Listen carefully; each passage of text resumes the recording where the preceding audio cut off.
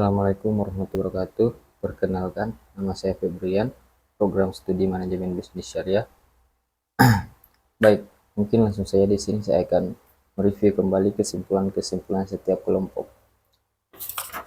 Kelompok pertama, perannya fundamental akuntansi manajemen dalam lingkungan bisnis yang dinamis. Akuntansi manajemen adalah sistem informasi akuntansi yang membantu manajemen perusahaan untuk memantau performa keuangan dan mengambil keputusan yang lebih baik dalam lingkungan bisnis yang dinamis. Akuntansi manajemen bukan hanya sekedar alat pelaporan keuangan. Ini adalah alat strategi yang mendukung pengambilan keputusan yang cerdas, pengelolaan risiko, dan adaptasi terhadap perubahan. Dengan peran fundamentalnya dalam membantu organisasi beroperasi dalam lingkungan yang tidak pernah berhenti berubah, akuntansi manajemen adalah kunci bagi kesuksesan bisnis yang berkelanjutan dan berdaya saing. Yang kedua, konsep biaya dan manajemen biaya. Biaya merupakan pengukur semua elemen laporan keuangan berbasis biaya historis. Pemahaman mengenai biaya penting karena biaya dapat menjadi dasar pengambilan keputusan ekonomi. Dari pembedaan makna cost dan expense banyak dibicarakan di teori akuntansi keuangan, bukan di akuntansi manajemen. Di akuntansi manajemen, pembedaan seperti itu tidak begitu penting. Istilah biaya terutama untuk menunjukkan pada aliran keluar sumber daya ekonomi atau komitmen untuk mengeluarkan kegiatan tertentu. Yang ketiga, cost volume dan profit analisis dan perencanaan laba.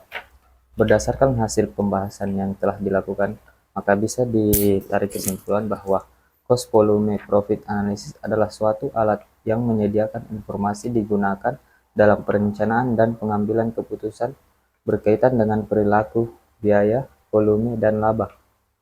Perencanaan laba atau profit planning adalah pengembangan dari suatu rencana operasi guna mencapai cita-cita dan tujuan perusahaan.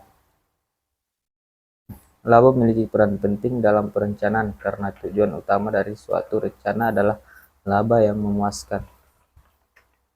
Yang keempat adalah perencanaan laba untuk multi-product entity. Perencanaan merupakan serangkaian tindakan untuk mencapai suatu hasil yang diinginkan. Pada dasarnya, perencanaan itu merupakan fungsi manajemen yang berhubungan dengan pilihan berbagai alternatif tindakan dan perumusan kebijakan. Perencanaan laba merupakan suatu proses perencanaan keuangan perusahaan yang telah diperhitungkan untuk mencapai tujuan yang telah ditentukan dalam jangka pendek. Yang kelima adalah analisis perilaku biaya. Perilaku biaya adalah cara biaya berubah dalam hubungannya dengan perubahan penggunaan aktivitas. Perilaku biaya merupakan hal yang penting dalam pengambilan keputusan, estimasi biaya di masa depan yang akan datang, dan evaluasi terhadap pelaksanaan di masa lalu. Analisis perilaku biaya mampu memberikan masukan bagi manajemen dalam proses estimasi biaya produksi. Dalam melakukan analisis biaya, pemahaman atas karakteristik biaya tersebut dalam kaitannya dengan jumlah total biayanya sangat menentukan untuk memilah apakah tersebut menunjukkan karakteristik sebagai fixed cost atau variable cost. Untuk dapat dianalisis perilakunya, seluruh biaya harus terlebih dahulu ditetapkan apakah bersifat tetap atau variabel. Yang keenam adalah analisis pengambilan keputusan. Dari analisis pengambilan keputusan jangka pendek dalam marketing terdapat beberapa kesimpulan dan saran yang dapat diambil. Yang pertama, analisis tren penjualan. Melakukan analisis tren penjualan dapat membantu dalam mengidentifikasi pola-pola penjualan yang dapat digunakan untuk mengatur strategi pemasaran jangka pendek. Untuk mengatur strategi pemasaran jangka pendek, misalnya, jika terdapat peningkatan penjualan pada akhir pekan, kamu dapat mengatur promosi khusus untuk menarik pengunjung pada hari-hari tersebut. Yang kedua, analisis profitabilitas produk. Menghitung profitabilitas produk, masing-masing produk dijual dapat membantu dalam menentukan produk-produk yang lebih menguntungkan. Dengan mengetahui produk-produk yang memberikan keuntungan tinggi, kamu dapat fokus pada pemasaran dan promosi produk-produk tersebut untuk meningkatkan pendapatan. Yang ketiga, menganalisis efektivitas kampanye pemasaran. Mengukur efektivitas kampanye pemasaran yang dilakukan adalah penting untuk memastikan bahwa anggaran pemasaran dihabiskan dengan benar. Analisis seperti return on investment atau customer acquisition cost dapat membantu kamu dalam mengevaluasi apakah kampanye tersebut efektif atau perlu disesuaikan.